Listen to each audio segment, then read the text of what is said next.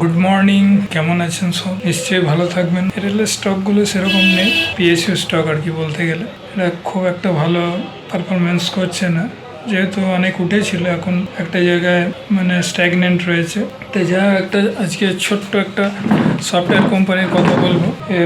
এরা specialise in customer lifestyle management, এরা business process management and technology service এইসবে রয়েছে। In pan India presence across 5 location and 8 centre, 8টা centre রয়েছে। The company has over মানে 5,500 জন employees আছে, সব আইটি প্রফেশনাল আর কি। It provide comprehensive solution across B2B, B2C, digital business and market place vertical, মানে কমপ্লিট সফটওয়্যার বিজনেসে রয়েছে।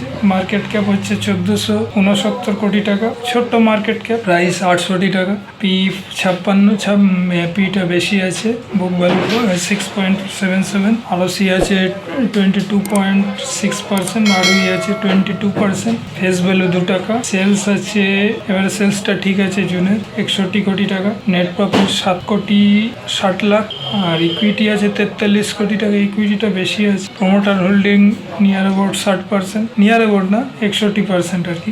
FII 5.13%, আর ডোমেস্টিক ইনস্টিটিউটে 0.5%-এর মতন।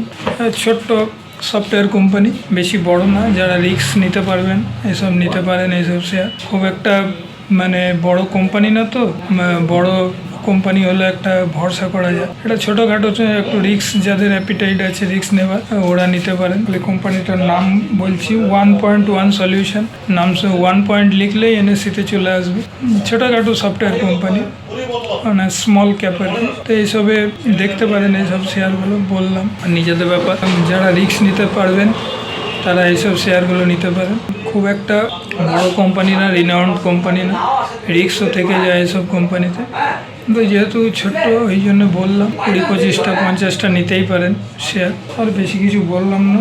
1.1 সলিউশন নাম হচ্ছে শেয়ারে। মানে অনেক রকম সফটওয়্যার বিজনেস এরা করে। 5টা লোকেশনে আছে, 8টা সেন্টার আছে। আর বেশি কিছু বললাম না। Thank you. দেখার জন্য পারলে একটু সাবস্ক্রাইব করে দেবেন। নেক্সট ভিডিওতে দেখা হবে। রাখলাম।